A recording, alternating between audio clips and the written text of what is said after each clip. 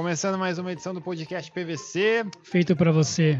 Exatamente. E eu tô ouvindo no fundo uma música natalina. Por quê? O que tá acontecendo, Iago? Não sei, mano. Acho que é o Pai Natal que tá aí, né? Pai Natal chegou, 25 de dezembro, a gente tá aqui. Vocês pensaram o quê? Que no final do ano eles não vão fazer podcast? Não vamos. Só que a gente já tá gravando hoje. Estamos gravando hoje. Então, Natal. deixar bem claro pra quem tá nos assistindo, hoje é 27 de novembro. A gente não esconde nada aqui. Hoje tem final de Libertadores. Ontem o Grêmio perdeu pro Bahia. Vai ser rebaixado de novo. Tri, né? Tri. A gente é tri. Nós é tri mundial, vocês são tri rebaixado. Respeita, São Paulo. O Yesh tá sendo um pouco mais agressivo porque o convidado de hoje é gremista, então ele tá aproveitando para tirar aquele sarro.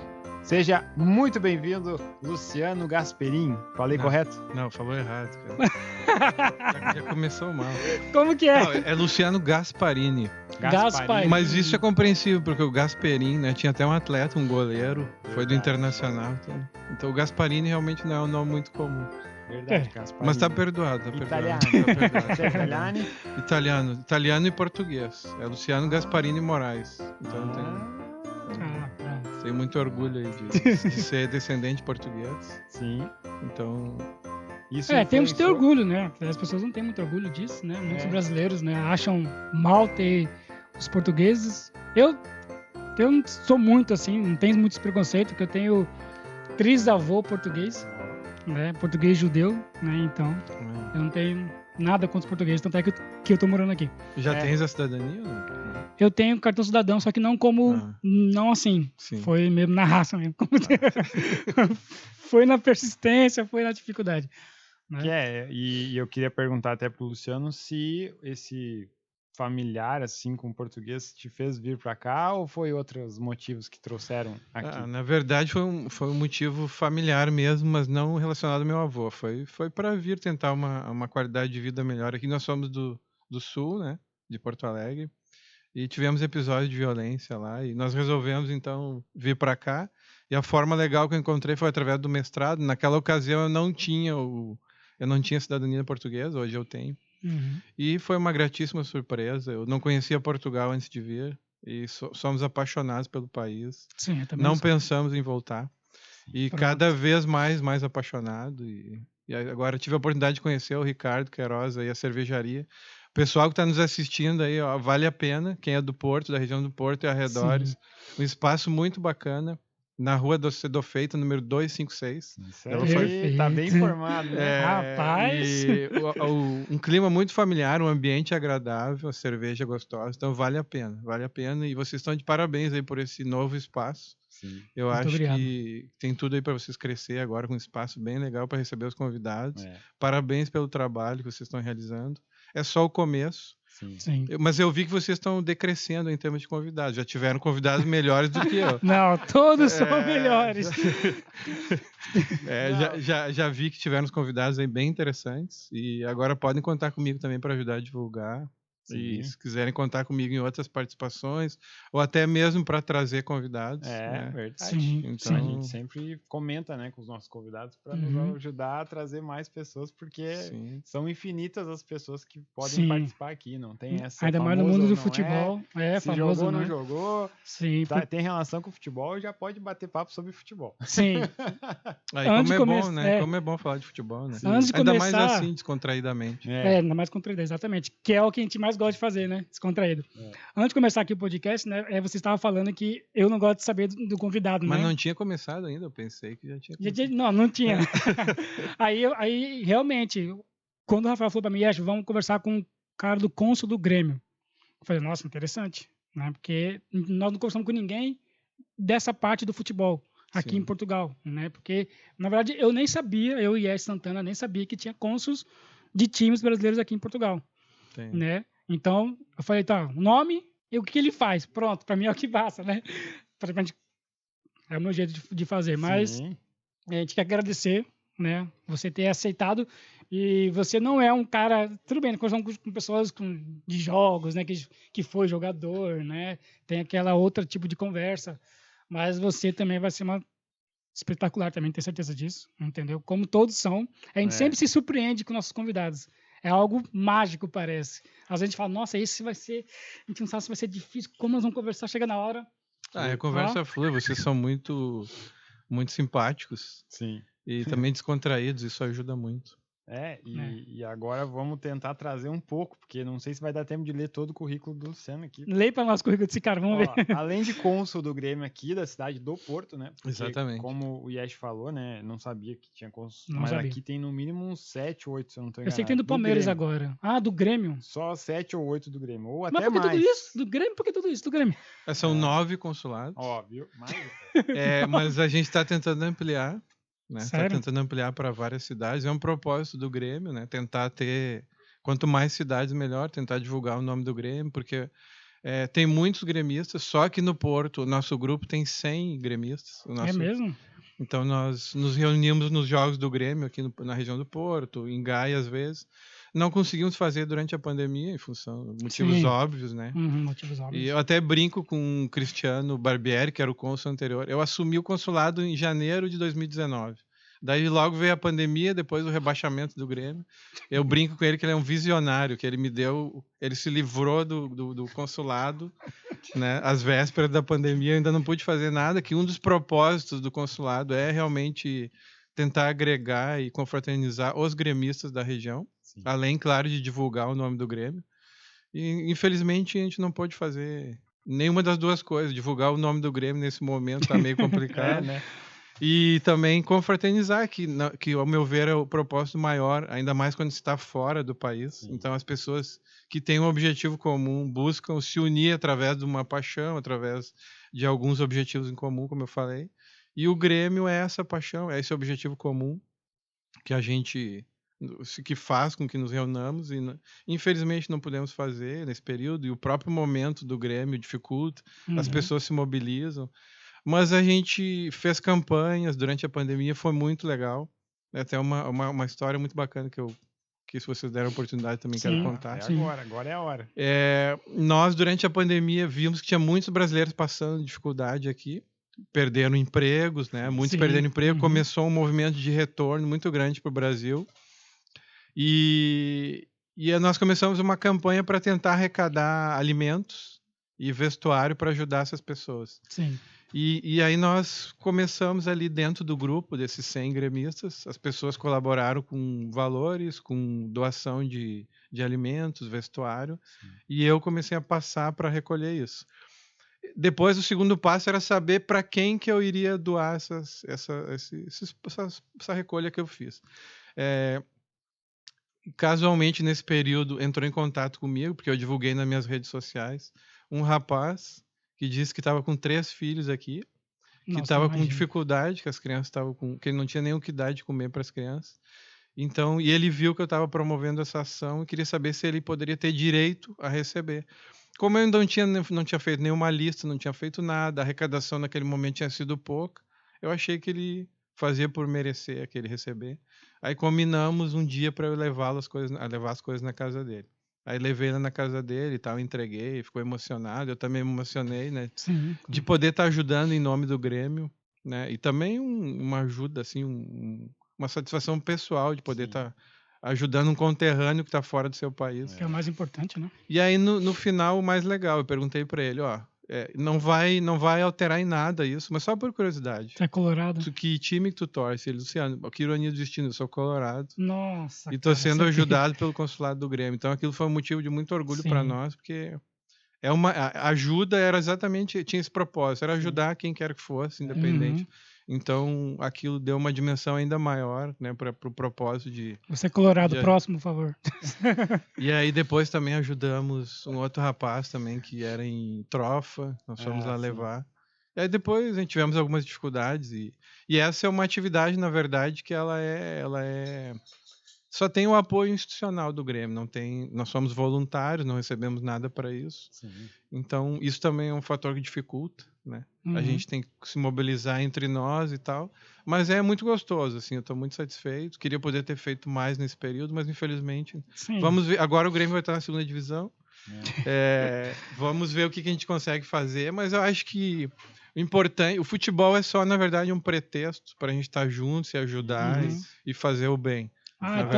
Então eu não entendi errado. Então quer dizer que, na verdade, o propósito inicial era para ajudar gremistas sobre clube, essas coisas, e depois que aconteceu isso, que vocês fizeram para ajudar o próximo também? Na Questão verdade, social? na verdade, assim, o principal motivo pelo qual as pessoas nos procuram é para assistir os jogos juntos, né? Querem saber. Sim. Na verdade, o Consul é uma extensão do clube na cidade, né? Sim. Então, as pessoas, quando querem se associar ao clube, por exemplo, É com vocês. vem para fazer associação, para saber como é que faz. Uhum. Quando querem assistir jogos, também nos procuram. Sabe onde é que tem algum local que Uhum. vocês... Até pensei aí no Ricardo, depois vamos conversar com o Ricardo, ver se existe a possibilidade de fazer isso. Sim, claro, vamos tentar tudo. Aqui vai ser difícil. Por causa da questão do horário, né? E também tem a questão do fuso horário, que os jogos no Brasil...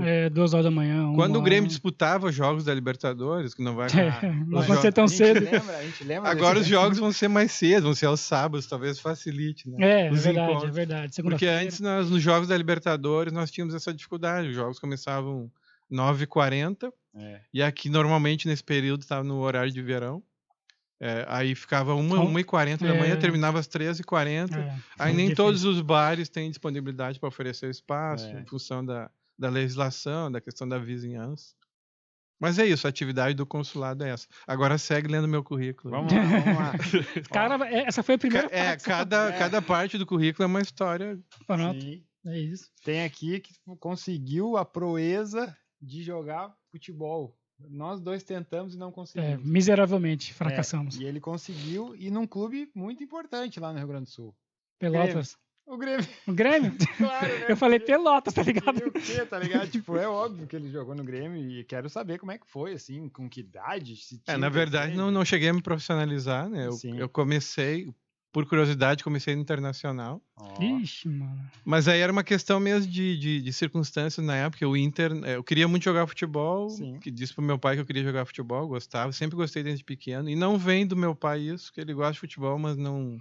Não é fanático. E eu não sei de onde também tirei isso, Sim. né? De sempre gostar muito de futebol, desde pequeno, de acompanhar. E eu disse pro meu pai que queria jogar. E na época nós não tínhamos condições financeiras porque o Grêmio cobrava mensalidade, o Internacional não Na cobrava. escolinha, né? Que a gente E o fala. meu pai é colorado.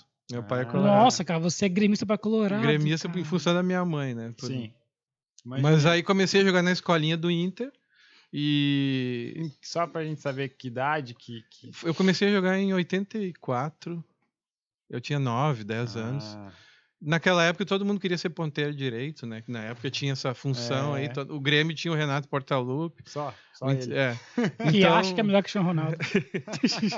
E aí eu comecei a jogar de ponta direita, mas não levava a mínima vocação para aquilo, para jogar. Ele era lento, não tinha velocidade, não tinha o confronto 1 para 1 como qualidade para um ponteiro direito. Sim. Tem que ir pra cima, né? Mas sabe quando o atleta é persistente? Sim, claro. E eu não tinha a grande vontade de jogar no Grêmio, que era o meu clube do coração. Sim. Só que não tinha condição de pagar. Até que um dia uma prima minha disse: eu vou te levar lá pro Grêmio. Eu tenho um contato lá, conseguiu para mim. Comecei a participar lá de um time da escolinha também. Isso. E então eu participava do campeonato interno. O Grêmio tinha, que se chamava ali de O Carecão, que era um campeonato de areião, que hoje nem tem mais esse campo. Sim. E até porque eu não tem nem o estádio principal mais, que é o estádio olímpico, que era naquela região ali do estádio olímpico. Sim.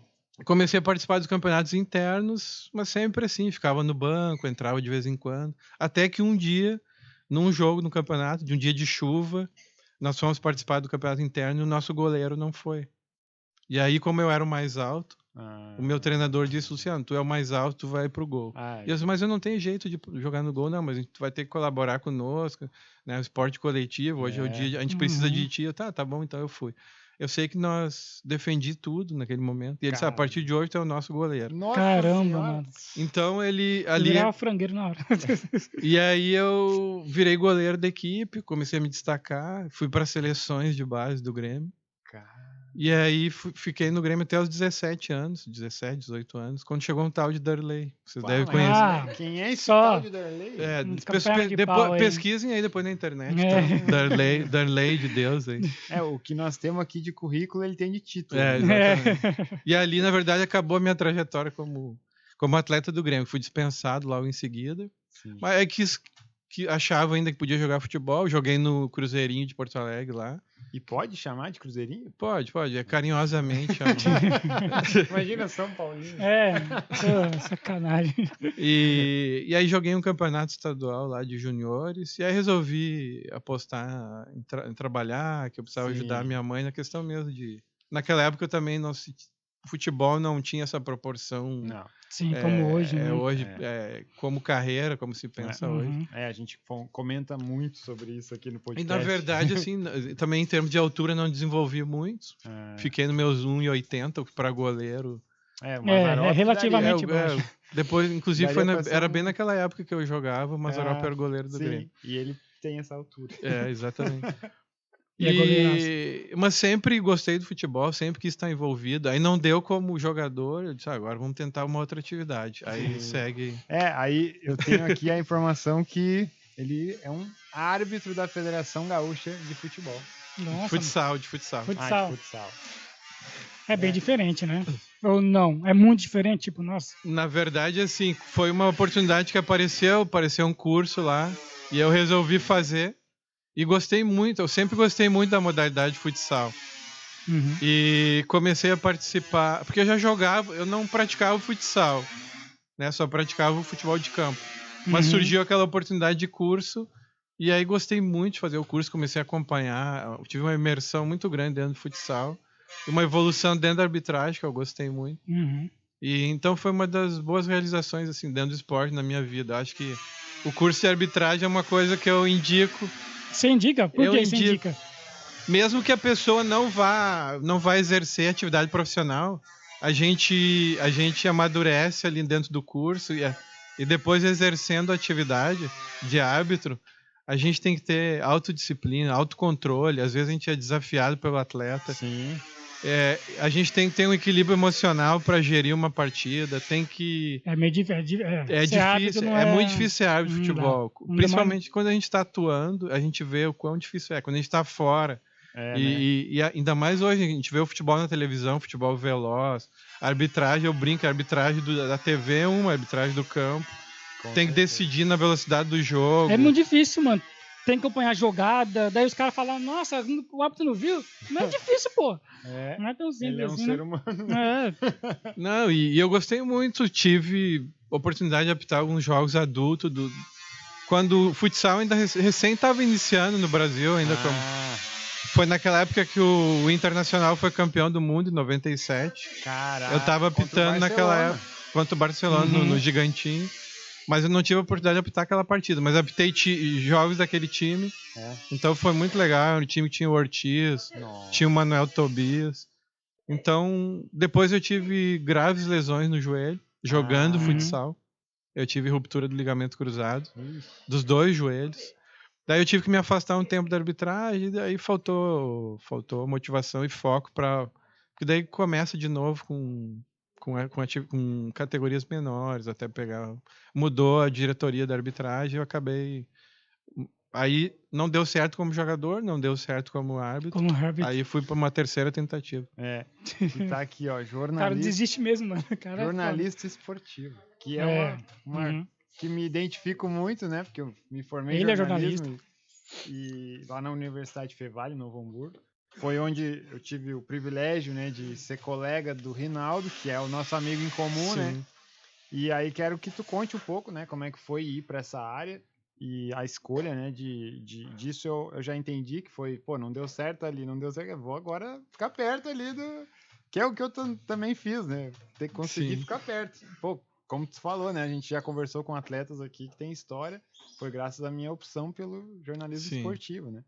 E depois contar um pouco sobre o nosso amigo Rinaldo, que ele vai adorar ouvir falar dele aqui. Cara, eu acho que eu vou começar pelo Rinaldo, então, que ele merece. Ele merece. O Rinaldo foi uma pessoa maravilhosa que eu tive a oportunidade de conhecer na Rádio Gaúcha. Que eu entrei na Rádio Gaúcha em 2008, né? E ele trabalhava na CBN, que era do ladinho. Tem um estúdio lá dentro. Exato, tem um estúdio. E o Rinaldo é um profissional, além de ser um profissional de mão cheia, uma figura humana, assim, excepcional. E até assim, lamento a gente ter se afastado, assim, em função das escolhas de vida que a gente faz, né?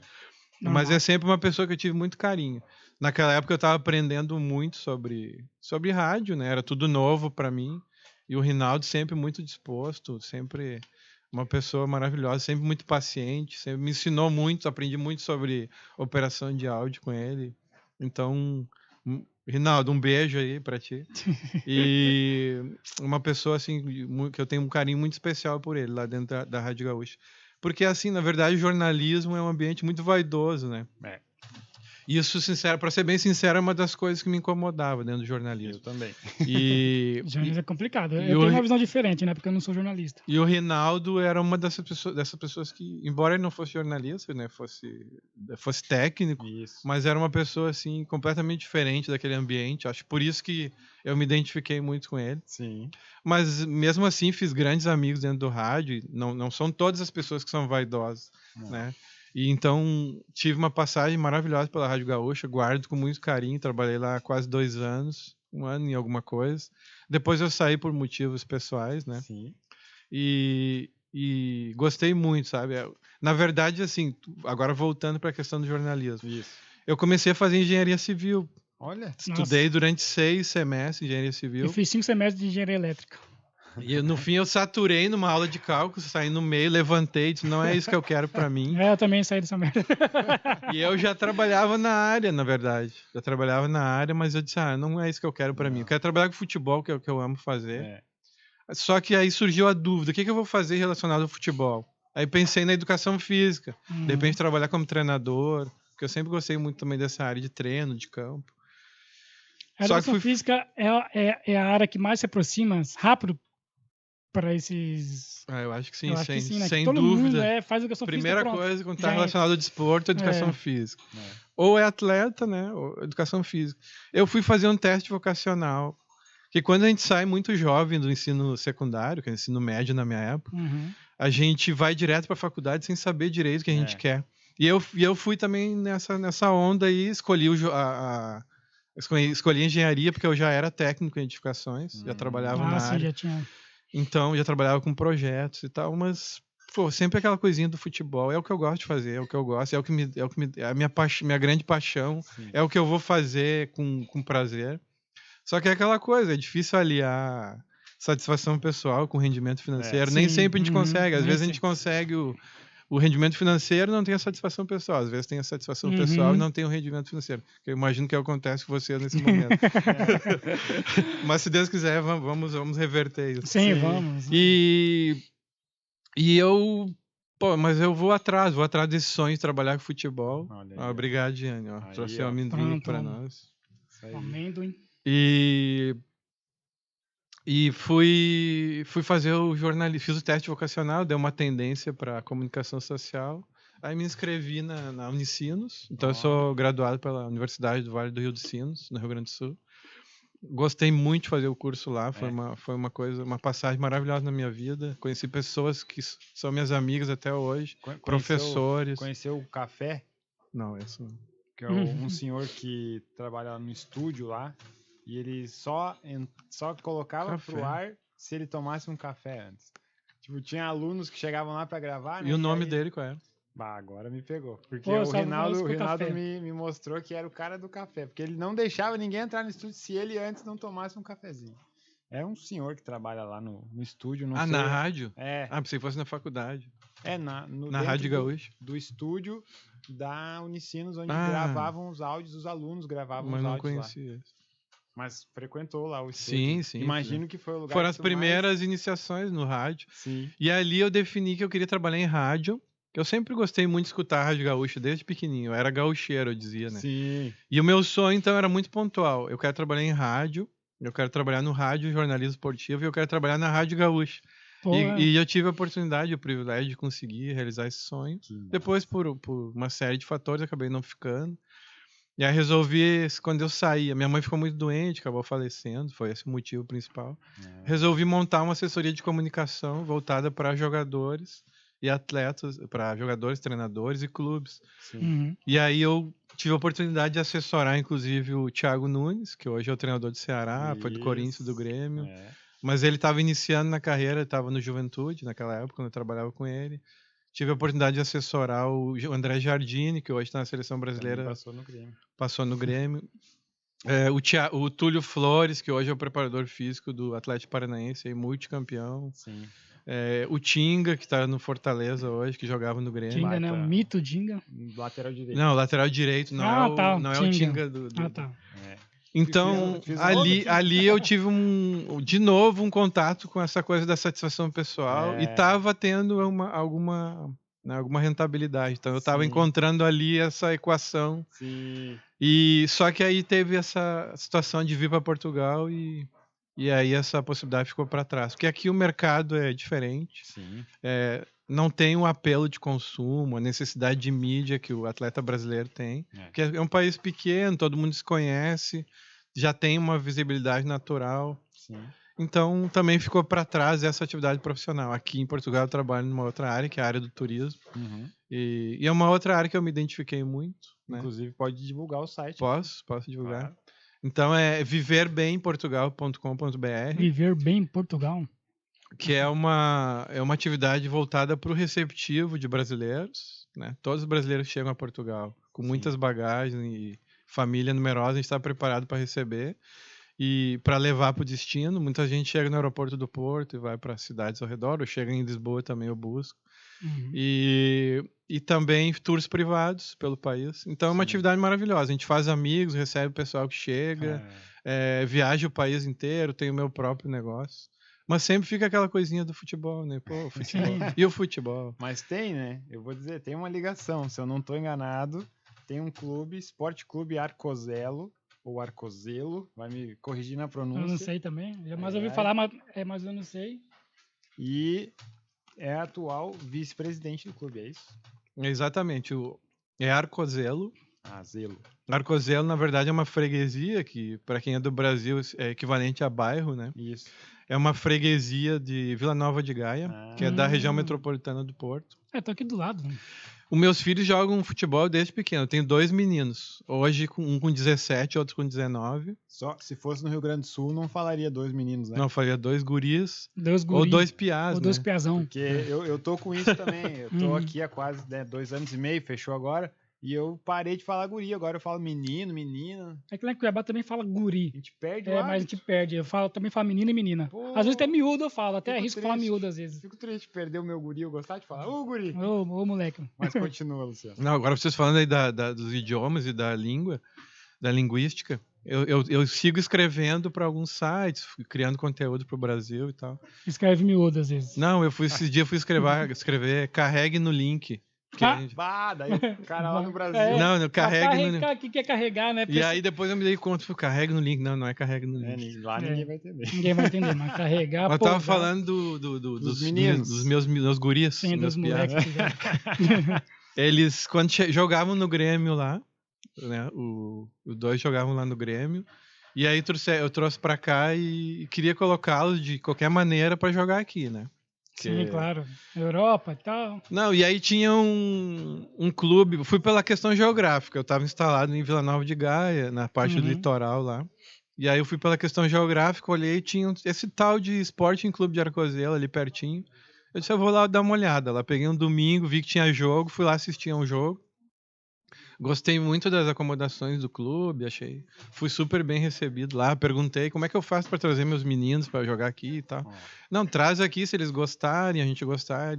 Sim. Aí logo que a gente chegou, a primeira coisa, na primeira semana, levei os 2 lá, aí eles foram fazer uma avaliação, foram aprovados lá, e foi um elo de ligação muito forte com Portugal, foi através do clube. Nós fizemos muitos amigos através do clube.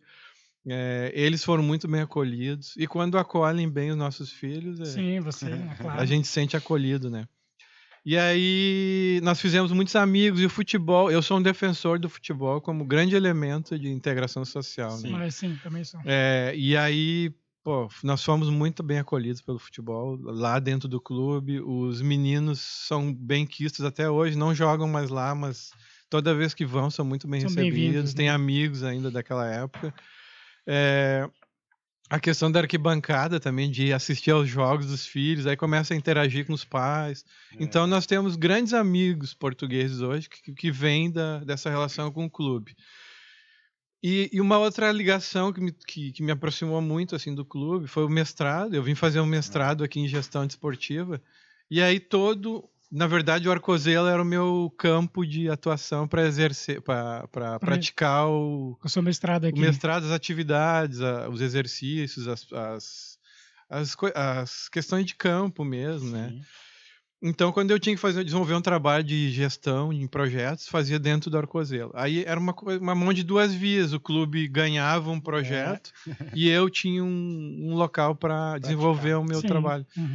Então, eu ajudei o clube com algumas metodologias, né, desenvolvi um departamento de comunicação ali pequenininho, que é a minha área, mas não tinha redes sociais, eu já introduzi redes sociais, já tem um site, então já tem cartazes de jogos, coisas simples, que é um clube pequeno, mas é um clube regional, mas que não tinha nada disso e a gente pôde implementar. Que massa. Aí me convidaram para fazer parte da direção do clube. Aí... Tomou um susto ou já esperava? Não, é porque foi uma coisa gradual, né? Eu já estava dentro da direção, mas como voluntário. Já estava entendendo como funcionava, né? Tudo. E eu nunca tinha pensado nessa coisa embora eu estivesse fazendo... Desculpa, ainda bem, embora eu estivesse fazendo o mestrado em gestão desportiva, eu não pensava nessa área de direção de clube, né? Eu sempre gostei muito de estar lá no campo e tal. Sim. E aí convidaram para fazer parte da lista, então eu sou vice-presidente de comunicação hoje do clube, com possibilidade aí de permanência, né? Eu gosto muito do clube, tenho um carinho, uma gratidão muito grande. Sim. Então, é uma coisa que me satisfaz, assim, poder ajudar o clube, estar perto do desporto. É uma outra realidade, não é aquela realidade que a gente sonha de grandes clubes, mas é uma realidade desafiadora, porque é um clube que vive do voluntariado, tem poucos recursos, e isso nos torna muito, assim, nós temos que ser criativos, nós temos que ser inventivos, nós temos não é que porque é pequeno que não tem nada para fazer, né? Pelo contrário, até tem muito, é onde tem um campo vasto aí de atuação, né? Sim. E tudo que a gente fizer tem isso, tudo que a gente fizer é bem visto, é bem feito. E você direcionando esse clube hoje, que é relativamente pequeno, né? Como que você vê a ajuda que tem? Porque você falou que a estrutura é muito boa, né? Mesmo sendo um clube pequeno. Exato. Que a gente percebe que em Portugal, que todos os clubes, mesmo sendo pequenininho, mesmo, eles têm uma estrutura magnífica, né? Tipo, que se for comparar ao Brasil, né? No Brasil, os times até de Série B, Série C, são estruturas horríveis, né? Você vai lá, parece uma bagunça.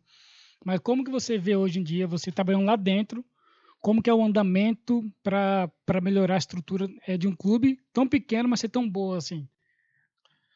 Na verdade, assim, o que eu noto? Eu nunca tinha vivido um clube assim de perto, né? Eu trabalhava para clubes, eu prestei assessoria de comunicação para o Canoas lá no Rio Grande do Sul durante o Gauchão 2013, 2014. E eu era assessor. Então eu vivia o clube, vivia a direção, mas vivia de fora, né?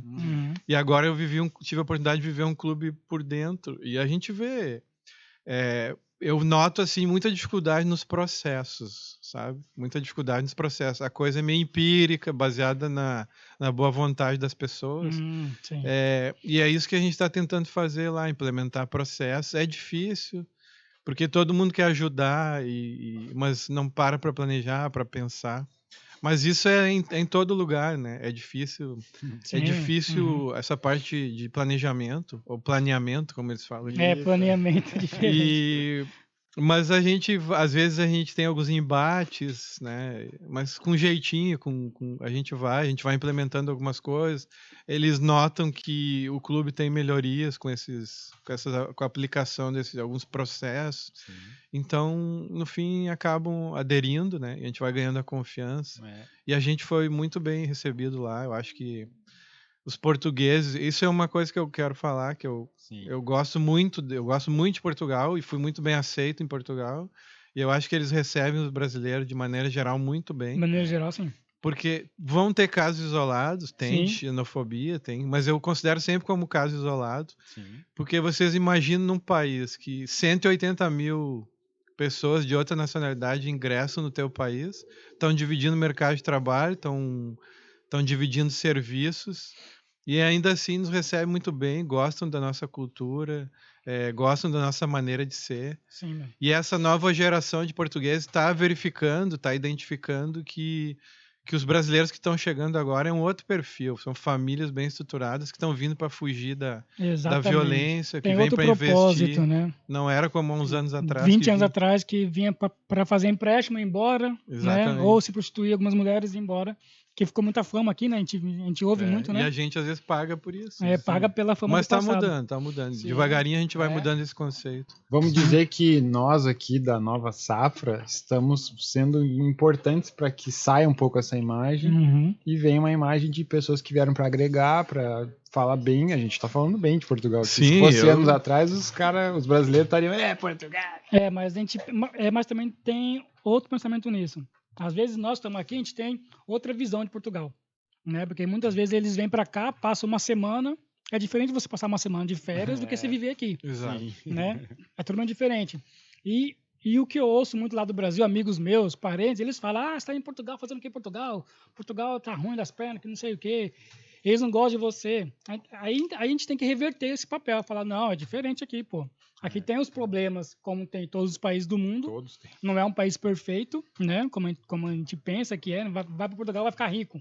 Não, milionário, não. E coisa do primeiro mundo também, né? A gente, primeiro mundo. Eu não tinha experiência de Europa antes de vir. Também nada. Então todo mundo falava, primeiro mundo. Quando a gente vê aqui, quando a gente chega, a gente vê que em termos de infraestrutura, acho que o Brasil não deve muito assim. E para Portugal, em termos de, sabe, malha viária, transporte, depende da localização no Brasil, depende da cidade.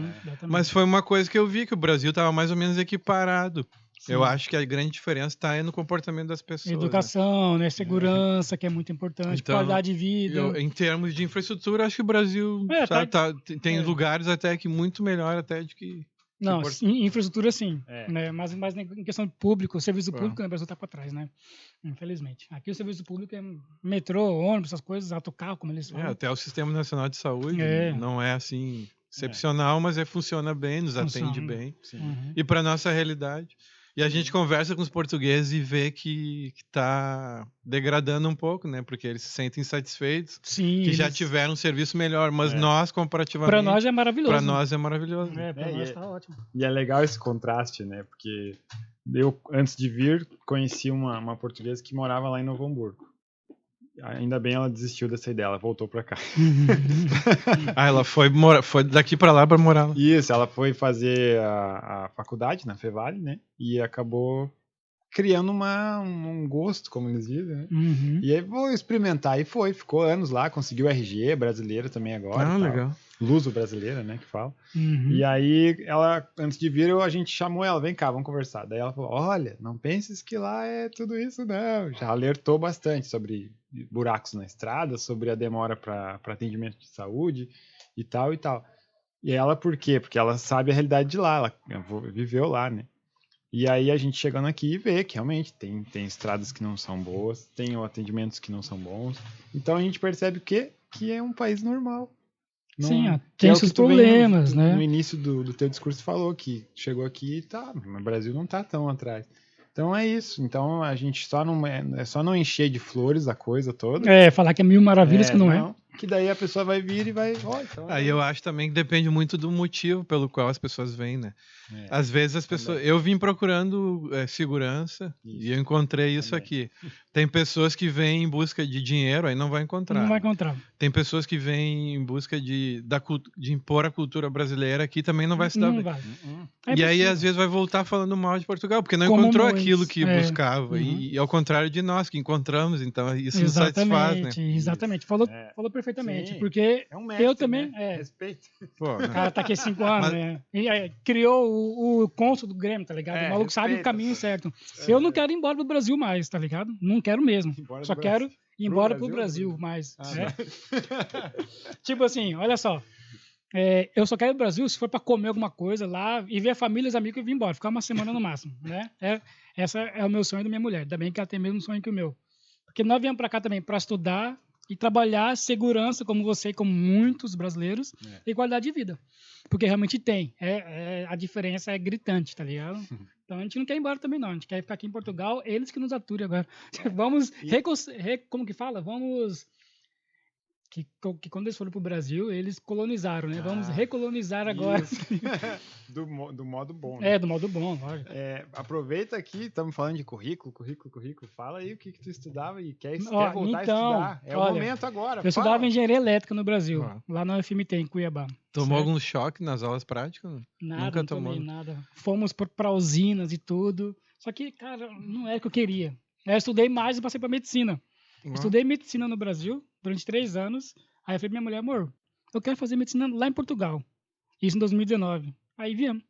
Só que ainda não comecei a fazer medicina, porque os documentos foram uma merda para trazer. Aí chegou a pandemia lá que é a Faculdade Federal no Brasil, eles param para tudo. Tem PI aí, né? PI. Não, vai estamos no YouTube, né? Foda-se. Foda-se. Mas foda-se, pode falar. Foda-se. Foda-se. Aí vim pra cá pra terminar a faculdade de medicina e, como você disse, o futebol tá sempre na minha vida, né? Ele é conhecido como PVC Gaúcho, né? E eu sou conhecido como PVC do Mato, que é Mato Grosso, né? Cuiabá. É por isso que vem o nome do canal. Exatamente. E tu é conhecido por quê? Porque pela bagagem de... Ele também tem uma bagagem de jornalismo, de trabalhar com isso. Desde os 8 anos, assim, eu sou o chato de anotar tudo, daí, tipo, álbum de figurinha, eu lia tudo, então, tipo, entrava numa discussão, os caras, que altura tem o Luiz Fabiano? 1,81. Como assim? Como é que sabe? Os caras abriu lá, 1,81. Com quem que ele perdeu a virgindade? Com tal pessoa, ele sabe tudo. Daí pegou PVC por causa do Paulo Vinícius Coelho. Paulo Vinícius Coelho, que ele sabe quantos jogos teve em domingo chuvoso. Tipo, jogaram em domingos chuvosos 3 vezes. Que isso? E um dia a gente vai trazer ele aqui, né? Vocês já tiveram um encontro com ele, não? Eu vi lá no canal, muito legal. Eu só sonhei com ele. O Bolívia também, né? Aí fui eu. Nossa, então... Bolívia e o Fred. Mas só que eu não tirei foto com o Fred, eu tirei foto só com o Bolívia. Sim. Não que eu gosto do Fred, eu gosto do Fred. Mas eu gosto mais do Bolívia, tá ligado? Bolívia é muito mais da hora. Caricato. É muito mais o meu jeito, tá ligado? Mas é essa. Todos nós temos esse sonho, futebol. Isso. Né? Porque, cara... eu acho que daí tu ia complementar dizendo do podcast. Né? Do podcast. Daí nós conhecemos trabalhando em restauração, né? A gente não quer mais voltar, só volta se for por algo muito urgente. A gente não pode negar nesse serviço. E lá foi que eu conheci o Rafael, mas só que a gente nem sabia. Eu nem imaginava que ele gostava de futebol, nem que ele era jornalista, tá ligado? Aí um dia eu chamei ele pra lá em casa, em um Natal de 2020. Aí conversamos e surgiu. Hoje tá fazendo 1 ano. Hoje é 25. Parabéns. Parabéns pelo namoro de vocês, né? De 1 ano, namoro. A Giane sabe disso aí, Giane, sabe? A Giane e a Samara sabem. Ela sabe desse nosso amor. Né? Mas é isso. Aí nós começamos, o Rafael, porque o Rafael ele tem esse negócio de contato. Né? Porque ele é jornalista, jornalista chato com o negócio de contato, né? Ele quer contato com todo mundo. Tipo, o cara tá lá comendo, o cara tá ligando, enchendo o saco. Não, eu quero falar com você, tá ligado? Posso te contar como é que eu conheci o Rafael? Vai. Rafael, me ligaram, assim, não sei se foi ligar ou foi no WhatsApp, eu disse, Luciano, tu é o cônsul do Grêmio no Porto? Assim, eu moro aqui em Leiria, eu tô precisando de uma camisa do Grêmio pra gravar uns programas. Só que eu não tenho, vou entregar ele, né? Eu tô sem uma camisa aqui. Daí eu disse assim, olha, cara, eu tenho uma camisa, eu tô no Porto. Quando é que tu vem ao Porto? Ele disse, não, eu tô tentando contato com o cônsul de Marinha Grande. Que já sabia disso, na verdade. Que é próximo da minha cidade aqui, só que eu não tô conseguindo. Aí nós fomos ao site do Grêmio, aí tinha um errinho lá no número de telefone, por isso que a gente não conseguia. Daí nós tivemos... Nenhum cônsul, né, do Grêmio aqui de Portugal conseguia falar com o cônsul de Marinha Grande. Exatamente, por causa de uma falha no número. Um dos 9 algarismos ali, né? Falei bonito agora, né? Falou como jornalista. Como é que é? Eu tinha um amigo que dizia, quando eu falava uma coisa, ele, como é que é o nome? Algarismo. Aí ele fazia que tava anotando. Alga o quê? Alga é foda. O Rinaldo faz isso. E aí no fim eu consegui o número do tal cara que ninguém conseguia. Pô, fosse bom nisso, cara. Investigativo. Ajudou pra caralho agora os caras. E consegui vários, né? Todos os nossos convidados até hoje. Tô esperando o primeiro que ele vai trazer. Eu tenho treino, só que tá difícil os caras, hein? Porra, os caras tá difícil, mano. Tem um jogador de São Paulo lá que tá difícil. Ele tá falando, não, vamos conversar, mas tá difícil de conversar com ele, cara, esse jogador de São Paulo. Mas nós vamos conseguir. E já vamos botar na prensa que quero ver quando é que tu vai conseguir o nosso primeiro contato aí. Tá. Eu vou botar aqui, Luciano. Eu tenho 2 contatos, só que como eles são da mesma área, é difícil a gente colocar pessoas com o mesmo assunto seguidas, né? Sim. Aí fica difícil, né? Claro. Casos, né? Tem que ser assuntos diferentes. Sim. Então, Não, eu tenho muito contato, assim, da área esportiva, também a gente pode convidar um... Mas vocês querem fazer, vão continuar fazendo os online, assim? Vamos. se for muita distância é online, Sim. mas se for aqui nessa região aqui, Portugal, geralmente, a gente vai tentar trazer para cá. É isso aí. Fazer sempre o máximo que a gente puder, né? Porque não é sempre que ele vai poder vir, por enquanto. Ainda não ficamos ricos. Ainda não ficamos ricos, né? Eu não sou médico e também não sou famoso. Pra ter um dinheirinho Depois pra o ajudar. Yesh pode trabalhar com medicina esportiva, né? Pra não Mas ser é afastado. isso mesmo, exatamente. A gente já conversou sobre isso, né? Já. Ele trabalhar na parte tipo de clube, né? Assessoria de imprensa, mídias sociais, como chama hoje. E agora eu quero me formar também na medicina desportiva aqui em Portugal. Vai que eu vou trabalhar no Porto. Já ajuda no podcast. Daí a gente larga tudo, a gente fica rico no podcast. O Pepe vai ser teu amigo. Mas enfim, é isso que aconteceu com a gente. Eu vou ter que acelerar aqui, porque, né, tá esfriando, a gente, né, tá com uma lista de convidados hoje, a fila tá grande aqui fora, né, todo mundo querendo participar. Mas enquanto isso estão tomando cerveja, né? Tomando cerveja aqui na Catraio. O Catraio é o local ideal, né, a gente falou isso. Dos convidados aí pode ser meu filho aí numa próxima. Que tá com certeza. Tá no Sub-23 do Vila Novense. Queremos saber a história do Sub-23 É o líder lá Estão liderando a competição. Liderando a competição. Pronto. Hoje tem jogo até às 7 horas, por isso que eu tenho que... tem jogo hoje às 7 horas. Por isso que a gente vai, né, chegar aqui às conclusões. Cara, então tem que marcar outro, mano. Sim, outro podcast no futuro. Pai e filho, já fizemos isso, hein? Já fizemos isso com o saco tem Giovanella. Você conhece o Giovanella? Lucas Giovanella e não. O Giovanella, ele foi volante do Celta de Vigo na época que o Celta ia lá no Camp Nou e ganhava do Barcelona. Tirava o Real Madrid e o Barcelona. E ele é gaúcho e o Rafael aqui conseguiu o contato dele. Porque tinha o Giovanella, o pessoal de Lajeado lá, né? Isso, ele é de Lajeado. E tem o Everton Giovanella, não sei se é algum parente. É esse. Esse é o atleta. Tá. Que jogou no Celta. Tá. Ele falou Lucas. Luca Filho. Que é o filho. O filho. Que foi pai e filho junto. Sim, o Everton jogou na época que eu acompanhava o futebol. Sim. E aí eu não sabia que o filho dele tava. E era muito bom jogador, cara, o Everton. Sim, pra caramba. E ele saiu do interior direto. Acho que chegou a jogar no Inter. Sim, jogou, foi campeão da Copa do Brasil 92 e depois foi pro Celta. Foi naquela época ainda, eu acho que um pouco depois, aí foi o Sotile, foi pro Inter também. Isso aí, Sandro Sotile. E falar nisso, em internacional, ele falou pra mim uma vez que ele porque ele é fã do Papai Noel. Papai Noel, você falou? Quem? Que é vermelho. Eu falei, como que o cara é fã do cara que é vermelho, mano? Chapolin, porra. Ele falou que é fã do Chapolin. Aí o Chapolin é todo vermelho. Sim. Tá ligado? É colorado e o cara é fã do Chapolin. Chapolin colorado. Chapolin é o nome, cara. Chapolin colorado. Mas faz parte da infância de todos os brasileiros. Como que um gremista é fã do colorado? Cara, mas eu vou confessar uma coisa pra vocês aqui. Pode até depor contra mim aqui. Hoje eu sou o cônsul do Grêmio aqui. Mas eu sou um cara assim que gosto muito de futebol. Gosto do Grêmio, claro. Gosto muito do Grêmio. Torço. Sofro agora com momentos como esse. Sim. Mas o futebol é uma paixão, sinceramente, ainda maior na minha vida do que o próprio Grêmio. Assim. Sim. Então, sim, no caso também. Acho que concordamos nisso. Então... Já foi a fase de idiotice de sair na porrada. Então, às vezes, assim, dentro do grupo do Grêmio lá, às vezes eu sou meio, assim, racional e tal. O pessoal agora tá num momento muito difícil de debater, né? Muitas críticas e tal. Não vai bater em você. Mas que cônsul do Grêmio é esse que, né? Cara... Eu também, acho que até pela maturidade, a gente já tá numa outra idade. Quando a gente tem 14, 15, 17, a gente chora, a gente briga pelo Grêmio, depois a gente vai... Não vai entendendo como funcionam as coisas. A gente vai equilibrando mais as coisas. Mas, é isso. Vamos agradecer, então, mais uma vez. Primeiro, ao Catraio, por sediar mais uma edição do podcast PVC. Edição especial de Natal. Roda a música aí, editor. Merry Christmas. E agradecer, Simone. Simone. Simone. E agradecer, então, o Luciano e a família, né, que veio junto aqui prestigiar, tá ali nos bastidores. E agora fica marcado, então, para o seu filho participar também, em janeiro, provavelmente, né, que a gente vai fazer mais edições aqui no Catraio.